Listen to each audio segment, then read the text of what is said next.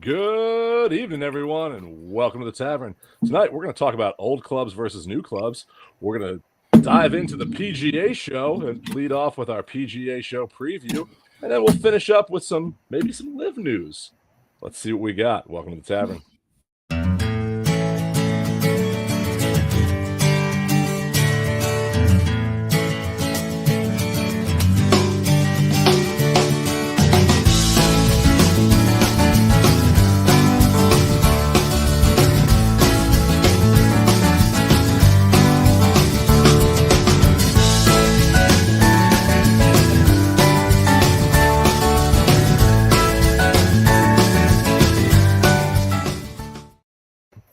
How's everybody doing tonight?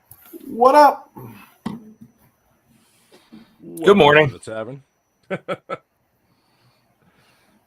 It's another week here. So, with that, how was everybody's weekend? I played golf. Nice. You played And good happy golf. veteran. I hope. Played golf. I hope everyone who. I hope all of our veterans out there had a great Veterans Day weekend. Yes. I want to start with that. We went out and played Saturday afternoon. We played Legends at Orange Lake, place we're all familiar with, and it was me, the Orlando golfer, our friend George, and another guy, and we played the ladies' tees or the forward tees and tried to break 50 in a 4-man scramble. Because it was. Were you successful? No, we made 3 pars on par 3s. Did make 2 eagles though. At least you tried. We did try. And then played a WAGC event on Sunday rather. It was. I had 2 bad holes. We're going to get into that in our halfway house tonight. Just some conversations there, but I had 2 bad holes and playing in the rain, and those are going to happen, and it cost me the golf tournament. It cost me play. I finished 8th, but it cost me finishing top 5. Nice. I like the already plugging the halfway house for Friday. Yep. Dave, what'd you do? What's golf? I'm one of the same thing.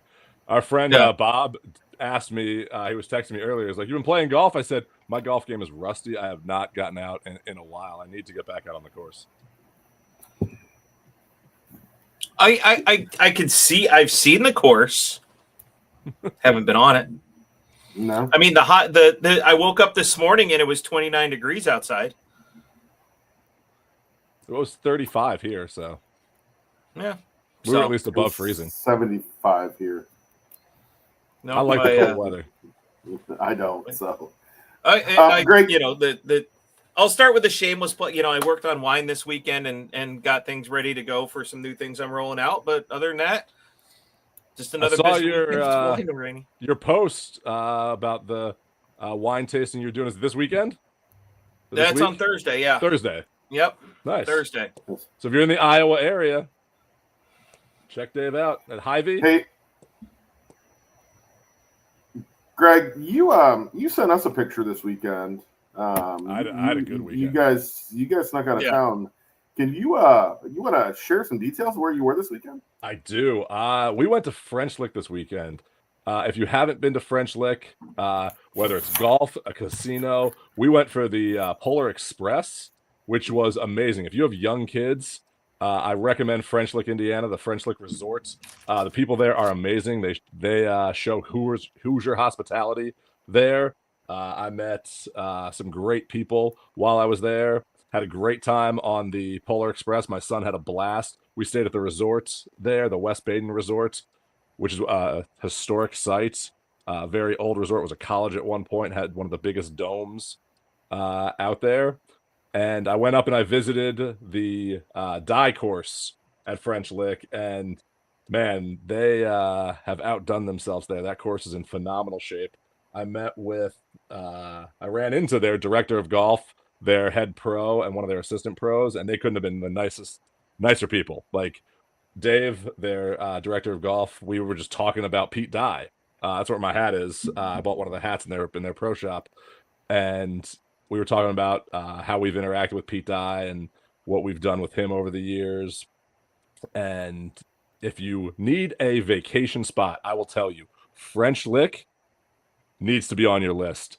It's up there. It's kind of like Pinehurst in that historic way. Doesn't have 10 courses, has 3, but does have Donald Ross course, a Pete Dye course, and a third course that they're kind of working on right now. But casino, everything. If you're looking for a guy's trip, I recommend French Lick, Indiana. That was my weekend, and it was a blast.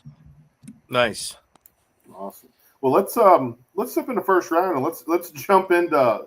Well, but before we do that, I need to call out Bradley here because I made a mistake. Football, We're going fantasy football. I made a mistake. I took a chance on Nico Collins. I got 0 points and -1 with the Baltimore defense, and that's the only reason he beat me this week. Greg, I think some more trades need to happen. I needed you to win so I can make my comeback, and now I have to. Where I have a 3% chance of making the playoffs with my terrible team. I think Steve's already eliminated. Steve is already eliminated, so maybe we'll make some deals here moving forward. All right, that's off my chest. I stayed at an old historic resort this weekend, so let's get into first round and let's talk about some old clubs.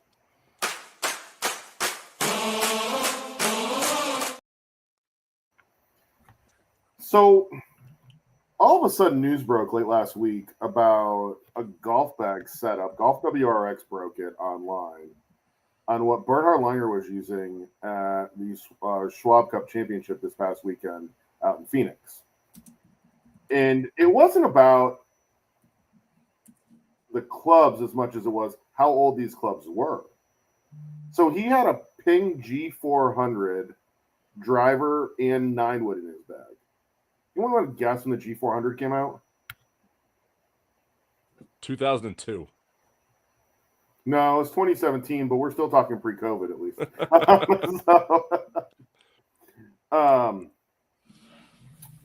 And then he was trying to decide between a Stealth 3-wood and a QI10 3-wood. He was messing around with those. But he had these Adams Idea Pro hybrids in his bag. Hey. That, Greg, you were close. I think we all know something about Adams. I was about to say, Barney would be all about that. So I think they came out in 2004. These things are 20 years old.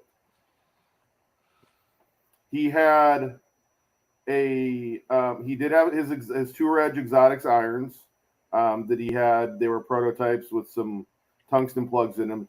He had a Cleveland Rotex wedge, 54 degree. Again, older wedge.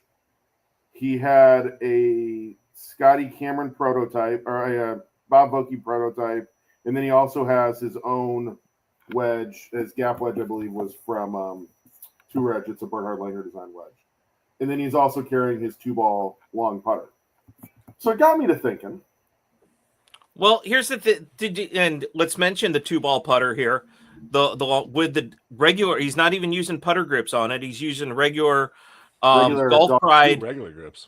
Yeah. 2 regular grips that have been fitted for that club. So continue. So it got me thinking, which is always dangerous. Yeah. Don't hurt yourself. He went out and won for the 47th time using clubs that were 20 years old.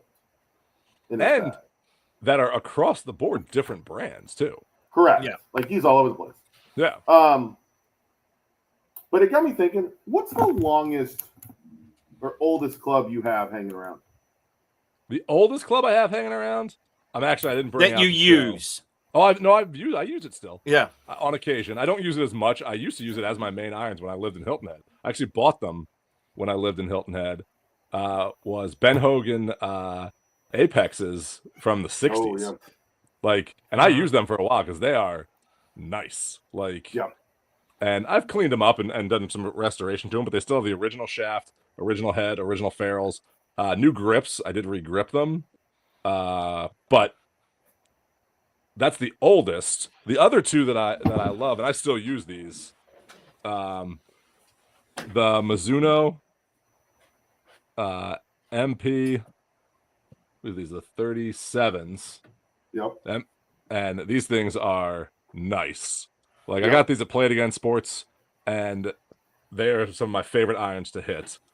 The other one, a PGA professional still uses, Daniel Berger, TaylorMade MC. This club, phenomenal. Doesn't have the feel of those Mizunos, but the control and the workability with these and the distance, I haven't seen a club like this since these were made. This is probably the best set of irons TaylorMade has ever made. And they're 2016, I think. Actually, maybe before that, maybe 2012. 4-wood, which has the same amount of loft as my 2 hybrid has on it, I got when I was in high school. Probably 96? No. 92? 91, 92, somewhere in that time frame. This ultra old school. I mean, you can see how small the head is on this thing. It's tiny. It's almost like you wouldn't see a club that designed like that now. And then I had a 3-wood that I carried for 15 years. And when anyone ever says you carried a 3-wood for 15 years, there's only one brand that you could carry that long. Orlamar. Tri-metal. The old tri-metal. You can go into pretty much any Play It Again sports and find an Olimar tri-metal. And some of them are still in the wrapping. Yes. So, I mean, those are probably the 2 oldest that I've got in the house here. Dave, what do you got? For me, I got, for me, it's going to be the V-Steel. The V-Steel 5-wood. Yeah. It's still my safety club, in my bag right now. Shameless plug for our next guest. But probably even older than that is my putter, and that's upstairs right now. My putter, thanks to our friend Bob, after I left Hilton Head in 2002, I went back home to Pennsylvania and picked up a Odyssey White Hot, probably sometime circa 2002, 2003. And that's been the putter in my bag for the last 20 some years. Well, and I think one of the things that I want to talk about, that I want to make sure we touch on definitely, is Bernhard Langer's won 47 times on the PGA Tour Champions. Right, he's the winningest golfer on the PGA Tour Champions, and he's winning with clubs that are 20 years old. How many people do we know that change clubs every year because it's new technology this, new technology that? And he's out there. One of them sitting in between Greg and I. He doesn't really change clubs that often. No, I'm not like Greg. I don't have a. I don't really change my clubs. I get and try new things. I don't really change my clubs. I stick with what I like. But here's the thing. Sometimes it's not about the club. It's not about the technology. It's the guy holding the stick in his hands. And Longer's been doing it for so long. If you say, "Hey, hit a flop 7-iron 80 yards in the air and land it next to the pin," or hit your 7-iron 210 yards. He could probably do it from the same spot. Well, and a lot of it comes to what you're used to with that club. If you get a new club, your dispersion might change and your yardage might change, but which one do you want to sacrifice? Which one? Because newer clubs do have newer technology. You can hit it longer with newer clubs. But like I said, with these Mizuno irons, like, I can hit these pure when I'm playing. When my swing is pure, I can hit these perfect. And I can do a lot with them, and I love them. But if I'm having an off day, I'm not going to use these. But I love the way these feel. And that's what it's about. It's if you're comfortable with a club and it's working, why change it? Why, if you're scoring... It's just like what I used to say about Tiger Woods. He kept trying to tweak his swing too much, where he's the best player in the world, but he's still trying to work on his game and tweak stuff. Sometimes overdoing it doesn't help you. So changing your clubs isn't always the way to go. Yeah. Sometimes it's distance. Sometimes you get older, your swing changes, and you need new clubs. We all went through the process last year. With me getting new clubs finally. Yeah. After all this, did it help my game? Yes, some, because technology and the fact that I've gotten out to actually play more golf since we started this, podcast, and, but at the same time, we're all still carrying something, older in our bag that's just, comfortable and works. and somebody like, Bernard, just going out there, he knows the distance on the holes that he needs to play, has those clubs fairly well dialed in for winning, so many times. And if you're going to hit that, Adam's Idea Pro, 18-degree 2 hybrid, 230 yards every single time, keep it in your bag. Well, if 230 is your distance, you don't need 235. You don't need 238. If 230 is your distance and your next club is 120 yards. Yeah. There's so many and times you get to you get a big check and a trophy. I'll take it all day long. Well, yeah, I will say this. I also this weekend got something to test out that's new in the bag.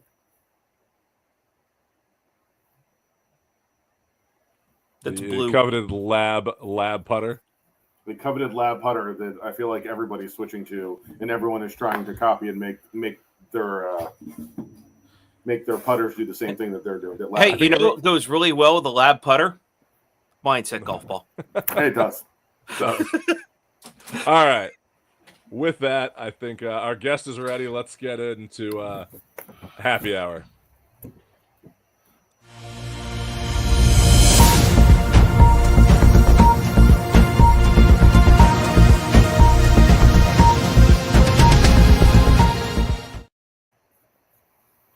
PGA Show preview entry. New PGA Show preview happy hour I see there. Oh, yeah. State of the art now. I'm waiting for Brad to come up with some comment about a drink. Well, there's that one. There's always that. So our guest today was on, actually I was looking back because he's been on our show before. He was on December 17th of last year. So almost 11 months ago, he was on our show. We did see him at the PGA Merchandise Show. We went by his booth and saw him. This is a third-time exhibitor, and one of the fun, just a fun dude to have on our show. And I'm loving bringing him back. So let's welcome Tyler Arnold, Mr. PGA himself, back to the show. Tyler, how are you, buddy? Cheers. Good. How are you guys? Good. Are you good? I know we were messaging. Are you traveling this week? Are you doing an install this week? I am. I'm in Boynton Beach right now, kind of in your stomping grounds. Yeah, there, you're a little closer to me. Yeah, I was over in St. Pete this weekend. Had unfortunately a death in the family. My wife's grandmother passed away, so we flew down to St. Pete on Wednesday, and then I drove across the state last night and get here till about 8. Was supposed to get here about 7, then hit 95, and traffic was just a standstill. So what else is new? So that never happens. Welcome to 95. Yeah, exactly. Almost as bad as I-4, right? So right, yeah, almost, yeah. Yeah. So, but yeah, here for a few days doing the links at Boynton Beach here. So nice. Getting them set up on our system. I'm going to ask, because you're down that way, are you going to go down and play, you get a chance to play any golf, like Palm Beach Part 3? I was going to until the death in the family. I did not bring my clubs. I didn't have room. We had a 6-year-old and the wife and bags, and so it originally was just going to be me. So, gotcha. All right. Next time, for sure. I'm sure Steve can make a phone call or two and might be able to find you a set down that way. I mean, as the guys at French told me, hey, we have clubs. We can solve that problem. Because I didn't bring my clubs to French either. But I told him, I said, my Ping I2s that I mentioned there earlier. I can break those. Oh, there you go. Yeah. There's some good ones there. Old trusty square grooves. Yeah, the best. Those clubs are so good. So Tyler, like I said, it's been almost a year since you've been on the show. Let's first talk. We're going to get into the PGA show, but why don't you tell our viewers what is Eagle Club Systems and what do you do? Yeah, so in a nutshell, it's a cloud-based golf management system. So essentially, we can handle pretty much every part of the operation from the time the golfer hits your website to the time they leave a tip for the bartender. So I mean, everything pretty much in between, from getting there and paying for everything and membership billing and all that stuff. So is it only then you kind of mentioned the bar tab and everything. So outside of tee time management, this is a whole, walk through the door of the clubhouse experience then. Exactly. It's essentially pretty much everything the employee interacts with software wise at the course, they would be using our system for. So, much more than just, I guess, just tee times, right? So, we have the ability to handle a full service restaurant at a private club that has like food and beverage minimums. We also have a team that can handle your website, your email marketing, your social media. So definitely more than just like a basic package. I mean, we've come a long ways in the 11 months since I, last talked to you guys. I mean, we've onboarded another 45 clubs since last December. Awesome. So just running some numbers, and 45 to some people might not sound like a lot, but when you have a team our size that isn't like, 50, 60 people wide, then it's a lot for us to bring on. And we like the growth. We like managed growth to be able to handle and not have, too many at once, essentially.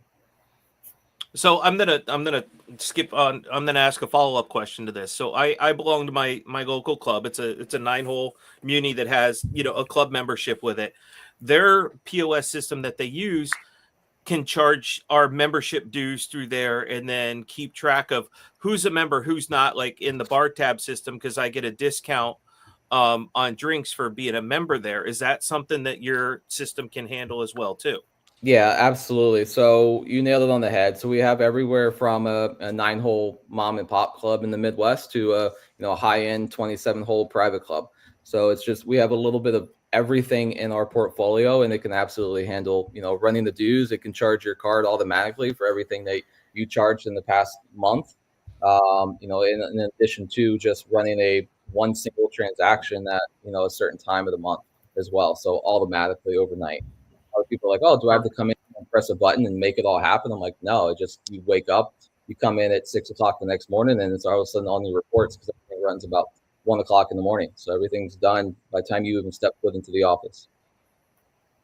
That's awesome. I may need to get the people at my club to reach out to you, because the system they're using right now does not work. The more automated, the better. So my goal is to make you not have to use the software as much. So my goal is to get you out in front of the members, teaching, that sort of thing, and not have to worry about setting things up for system stuff. Well, that kind of leads into my next question here. So there's a lot of big tee time management companies that are out there. We won't name who they are, but we all know who they are. What makes Eagle Club Systems stand out from them? Yeah, I get asked that a lot. And honestly, my answer is not going to ever change. It's our customer support. It might sound cliche, I guess, right? But, I challenge each and every golf course, even ones that, are coming to us from other systems, anybody else out there listening, to say, hey, can I get your president's cell phone number? And I want to be able to text the president of that company at 10 o'clock at night. And I want to say, hey, as simple as, hey, my rates aren't correct tomorrow. I forgot to change them. Can you help me with that? Are you going to get their phone number? And B, are you going to get an answer from them at 10 o'clock at night? It doesn't matter. Friday night, Saturday night, Tuesday night, whatever it is. Are you going to get that answer? Most likely, I'm going to probably bet my life on it. You're not going to get that. So that's what you're going to get from us. You have my number. You have also, obviously, we have a support team, but everybody likes the fact that they can talk to the guy that pretty much started the whole thing. So, I mean, you're talking to 3 guys that have made a living out of customer service. So that is probably the best answer you can tell us. So yeah. Yep. So in the last 11 months, you've had 45 courses come on board. Total, how many courses do you guys support now? We are close to crossing the century mark.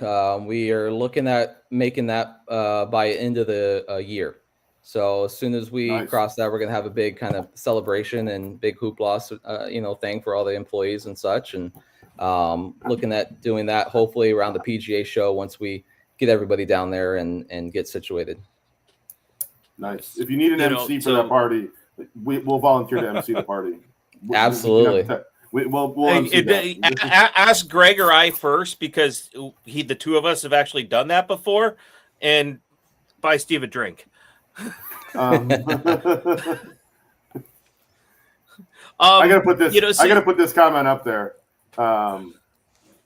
Laptop on the golf course, man. I think I'm gonna say this. My dad would yell at me. I could guarantee that. So if you're delivering customer service and you're doing work, then that is allowed. Yeah. Yep, my dad chiming in there, and we play almost every Tuesday, depending on weather. I'm now in Virginia Beach on the regular, but yeah, every Tuesday we have Taco Tuesday. We go out, play 9 holes, go out for tacos afterwards. But there was a Tuesday, not even too long ago, maybe 2 or 3 weeks. I had my laptop out the whole time, helping people with things, just duty calls. So I try to get out as much as I can, but that's the perk of being able to take my laptop and work from anywhere. So there's that customer service right there, folks. Yeah, exactly. And they understand. That's the best part is the course operators like, oh, what's that in the background? Oh, I'm about to tee off on number 10. Oh, great for you. Good. I'm glad you got out of the office. Like, it's always that response. It's never like, hey, why are you doing that? So they understand. So last year we had you, and of course we saw you at the show, and it was your second year as exhibitor at the show, and you're going back this year. Can you talk about your experience? What you went from like a first year to a second year, and what you're looking for going into like your third year now here at the show. Yeah, I'm not a big fan talking about this, to be honest with you guys, because it stresses me out just talking about PGA Show from a vendor perspective.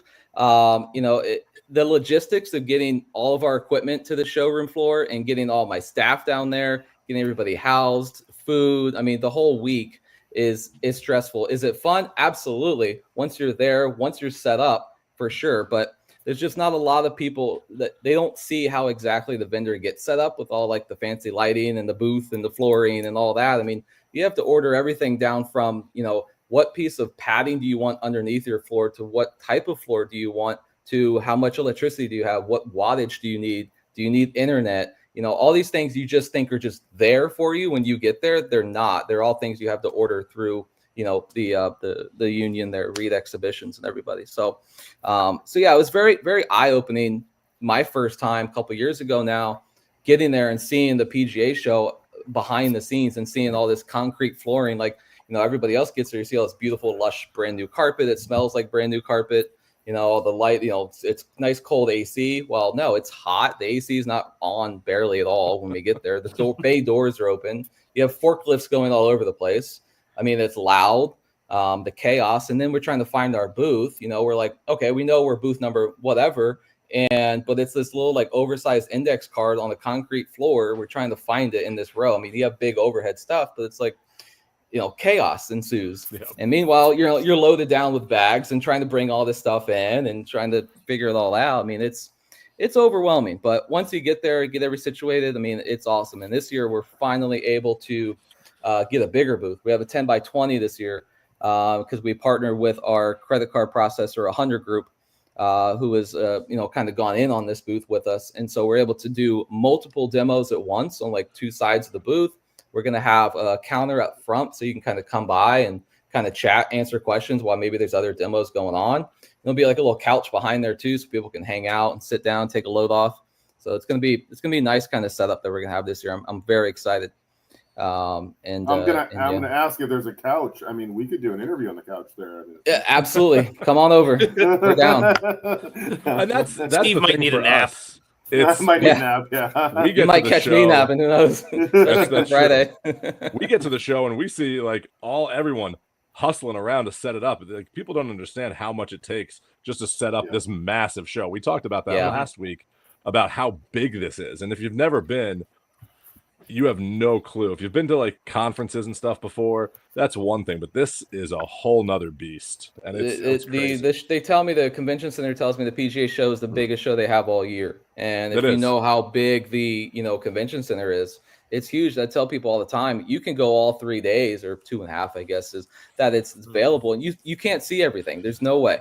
There's to touch on every single booth that's there and see everything. There's just no chance. And like you said, you're trying to find. I think as we walked in last year, there was what was it, Greg? A teachers conference or a healthcare conference in the other going on in the other one in the other wing, and you wouldn't have even known that these 2 conferences were going on at the mass amount of the space. Yeah, it was. Yeah. It's crazy, and so obviously it takes a lot to set this up, and it's a lot of hard work, but you exceeded your expectations last year. And can you talk about the success you've had at the show? I mean, you do all this hard work, but the payoff, and how has it helped you grow as a company?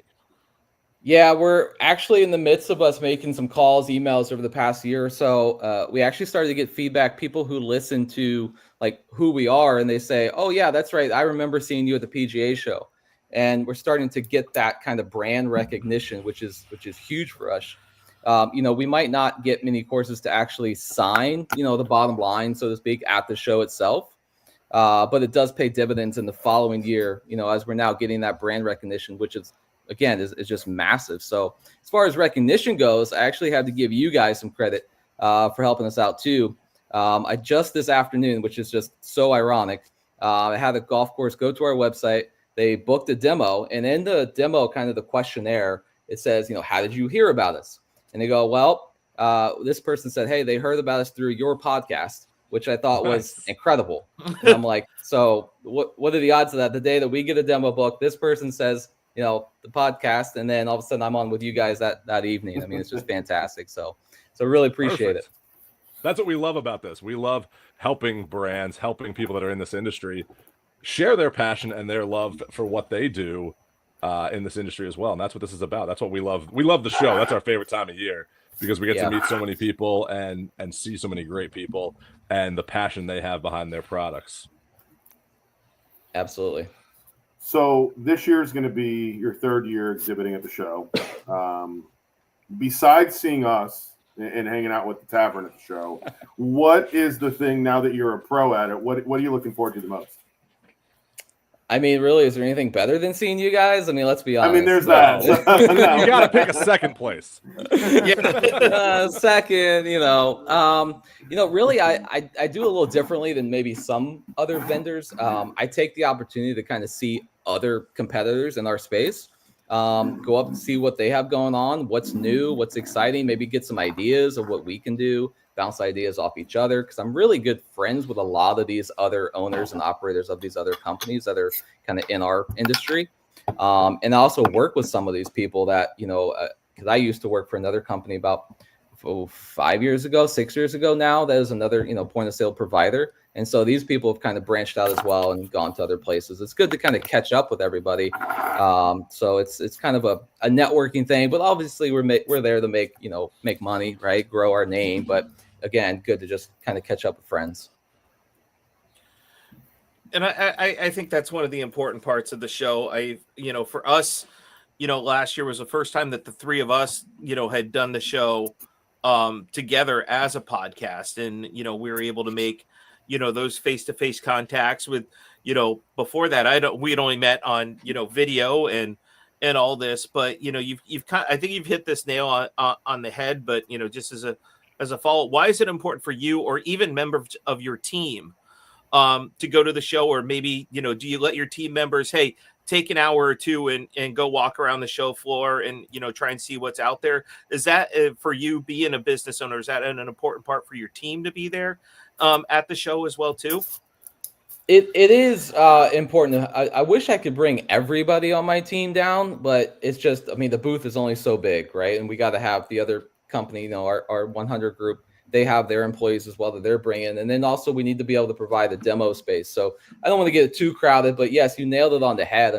The important part of being at the show is back to what I was saying earlier, is the brand recognition. It's just being at the show, being recognized that, hey, you're in this space, to where maybe, hey, you don't need software now, but maybe you need software in 6 to 8 months. Hey, let me look back. Okay, this guy was at the show. Let me give them a call. I know they exist, essentially, is kind of what we're after, making sure that people know that we're out there. I always tell people, I say, look, at least bring us to the dinner table, invite us to your table. Let us give you a quote. Let us, show you what we have to offer, but don't just leave us outside, on the porch. Bring us in. Let us see, let us show you what we have. We're going to leave Steve home. We decided we can't afford to bring Steve along, so we'll leave him off the show this year. The home game. You got to cut people. I know, but you got to make more for Dave. So and Dave, also, everybody wants to see.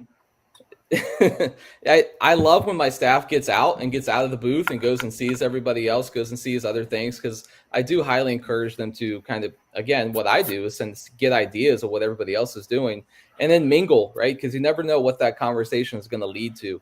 It could be a sale. It could be future employee coming on board with us or something. So always encourage them to get out. Now, granted, Wednesday is probably not the best time to do that. It's always the busiest day for us at the show because then Thursday people start fizzling out. And Friday's just networking. Really, nobody's really left on Fridays, anyways. So I definitely encourage them to get out and see everything.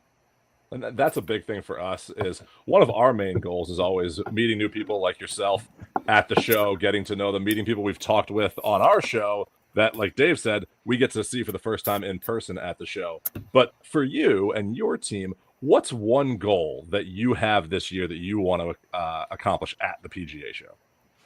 Well, everybody's sitting here probably thinking, well, I know Tyler wants to make money, right? That's the cliche answer, right? Is to be there and make sales. Well, mine is really, I just want to have fun. I want my staff to have fun, because really, if you enjoy what you're doing, let's be honest, does it really work? Is it really a job if you enjoy what you're doing? Yeah. So that's, if you have to have an alarm and you dread your alarm going off in the morning, is it work, right? It is work at that point.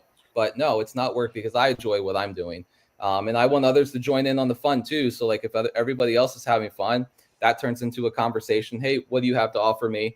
And then we go from there. It's more of a friendly, warm introduction versus trying to cold call and sell you hard on, why you need our system. If you already know me, we're going to have fun.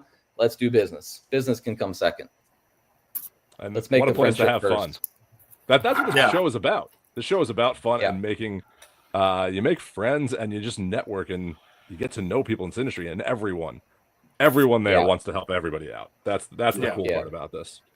Yeah, I'm looking forward to being at the show. Just not the logistics beforehand. That's the tough part. That's I just booked my flight today and working on hotels and those logistics. Like that's the part that's like but it's getting me there. Hey, we have the hotel taken care of.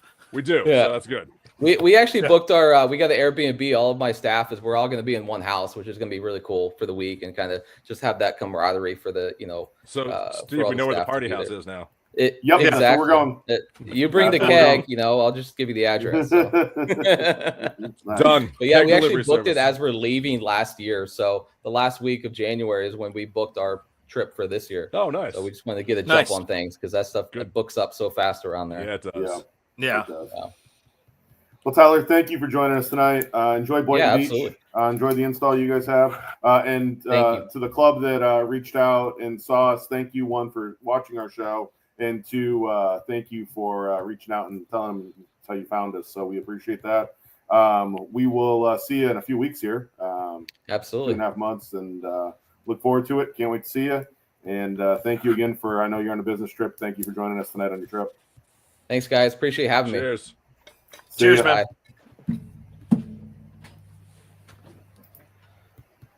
Man, so he's always fun to have on. He is. And do we get a referral bonus then? I was going to say the same thing. He's still here. He's laughing. I know he's laughing. I was looking at his reaction in the waiting room. But yeah, it's a great system that's out there. So if you are a club that's looking for a system, hit them up.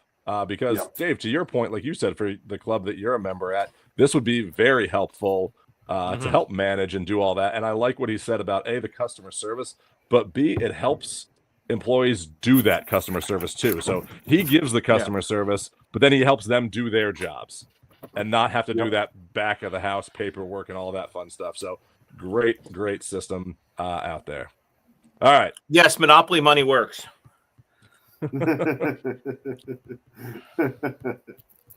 All right, it's time for Smack of the Week. I had to put that up there just so it made Dave's comment. I think Bob had a good comment there too that we missed. Yep. All right, don't we all? All right. Yeah, Tyler, I'm a cheap date. You buy me a beer, I'm pretty good.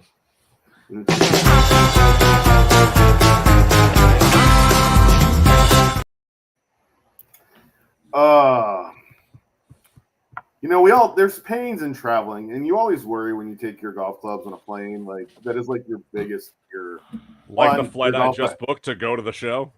Yeah, like your golf bag's not going to get there, or there's gonna be problems. Driver snapped because you left the driver head on and you put a stiff arm in there.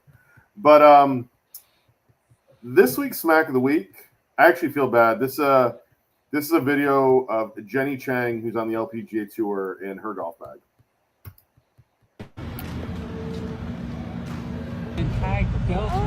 Delta Airlines ran over some clubs. That's what they call a Delta grind. This is the best combo. Little toe face relief. Way to go, Delta. Nice work. Looks great. Looks amazing. It's a new grind for those toey shots. Yeah. Yeah. I've hit clubs like that before. And I like how they said run over. That was not run over. That was dragged. That was, yeah. Behind the Dragged. plane on takeoff. Right. Yeah. It came up into the wheel well with the wheels. Yeah.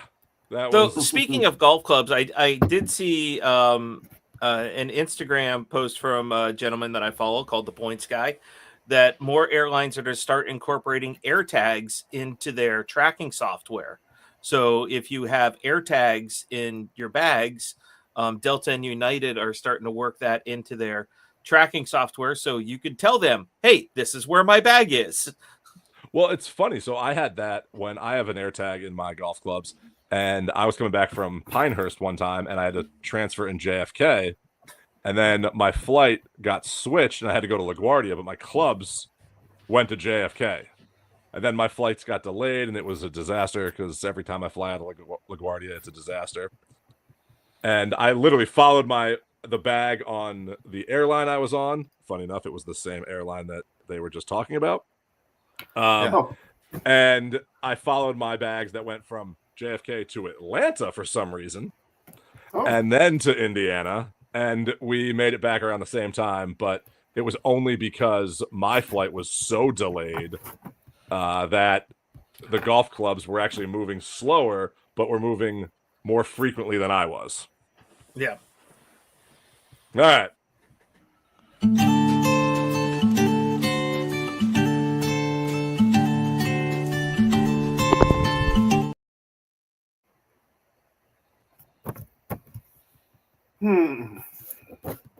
Live golf update. This is an interesting update. It is. And it's going to lead into a conversation here really quickly, but Live Golf will reportedly not return to Nashville or Houston in 2025. The league will play a new event in Indianapolis. Greg, you're excited about this. My backyard.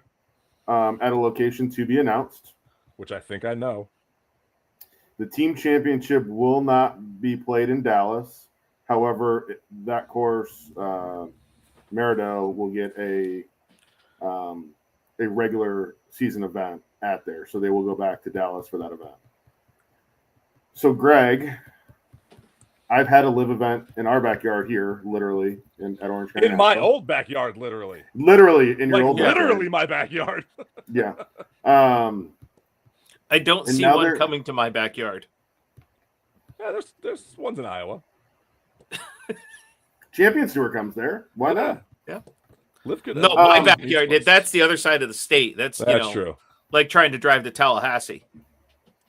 So, a couple questions. One,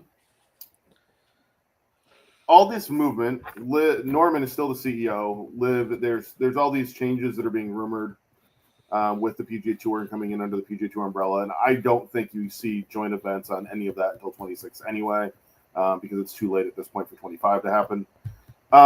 So first off, Greg, you hinted that you think you know where the event in Indianapolis is going to be. So do you want to share the rumor here on the show tonight? I will. So, I mean, it's just a rumor. This is not anything that's breaking news. Is it a course you and I have played together? It is not a course you have played. Okay. It is a course I have played here.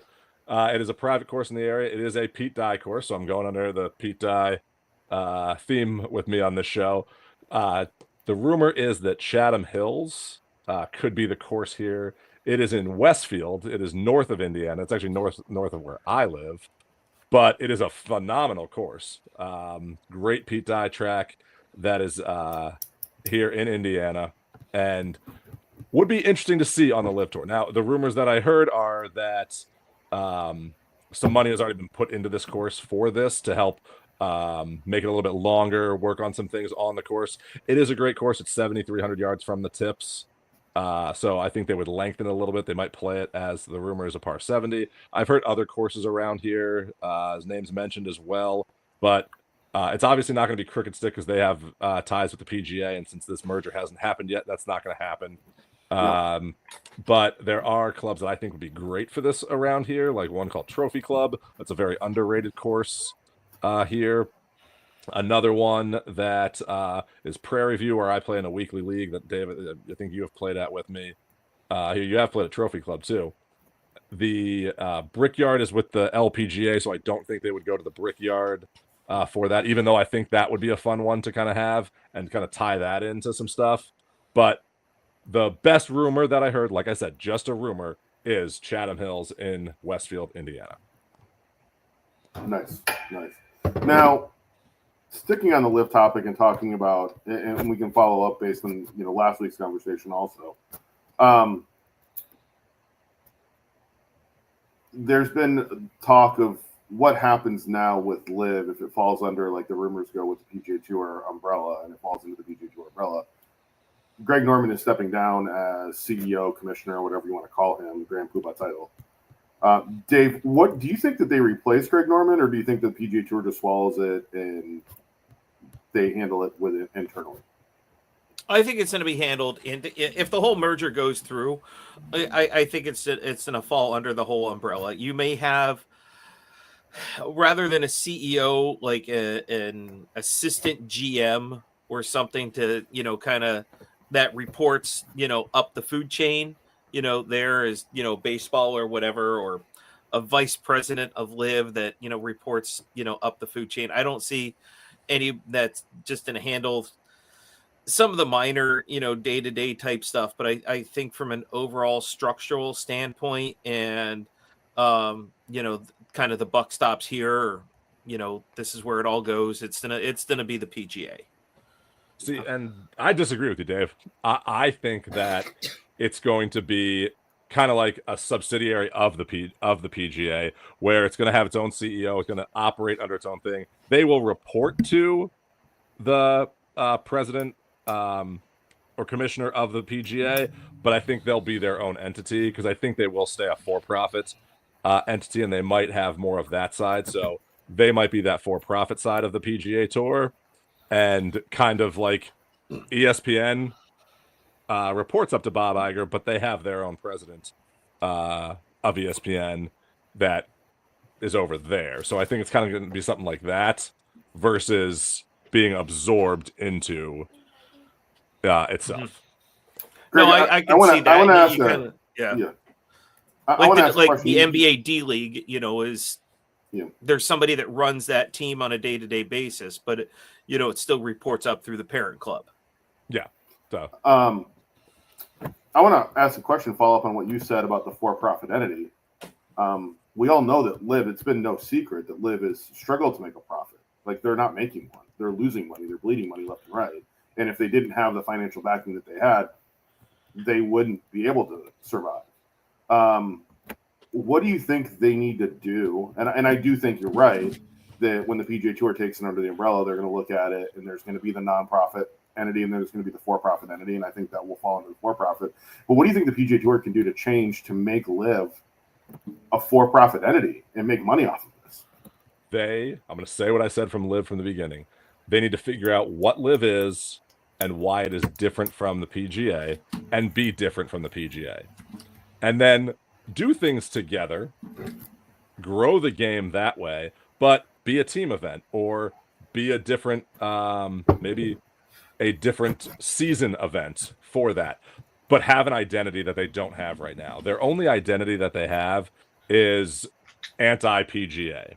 And everyone that you argue with online, Steve, about live golf is all their fans are anti-PGA. PGA. And that's been, I think, their downfall, because the PGA is professional golf, and you shouldn't have tried to just say that, hey, you're better than them. You should just try to say that, hey, we're different from them. Have your own identity. And you know what? If that was the case, there wouldn't be these division lines that are out there that don't need to be there.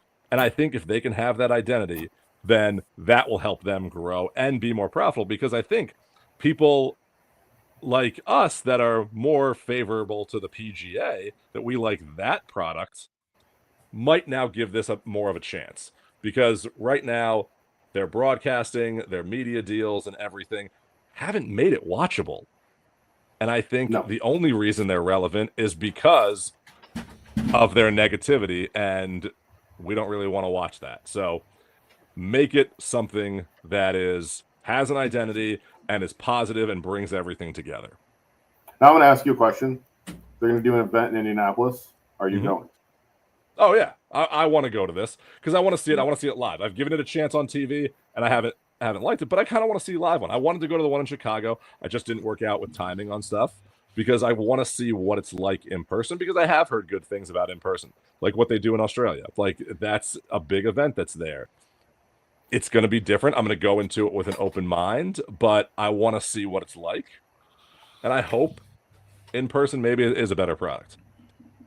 I'm going to be intrigued. I know what I saw at Orange County when it was here on Crooked Cat.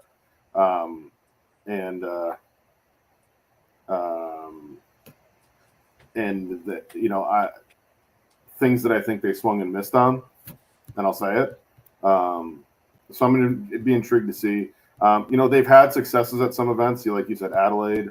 Somebody on Instagram saying that had friends at the Greenbrier event and they loved it there. There were some hits, I think, in Orlando, but I also think there were some big misses, including, and I will say this, and you guys have been out there and you understand this, all the food and beverage was centered around the clubhouse area. So if you got out on the back 9 at Crooked Cat, you get out to 13. Yeah, here there's nothing out there. And there's nothing out there. And that was, to me, that's one thing that and so, yeah, it's, I'm kind of intrigued to see what that has to say, what you see out there as well. And I hope they've made improvements from there. So, yeah. All right. With that, great show. Tyler, thank you again for being on here.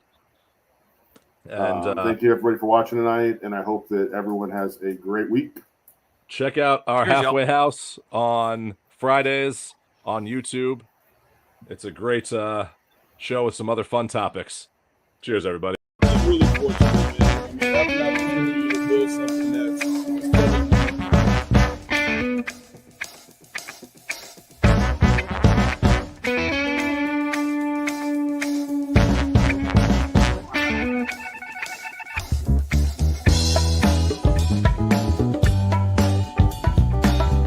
viral on our TikTok. That somebody was commenting about playing with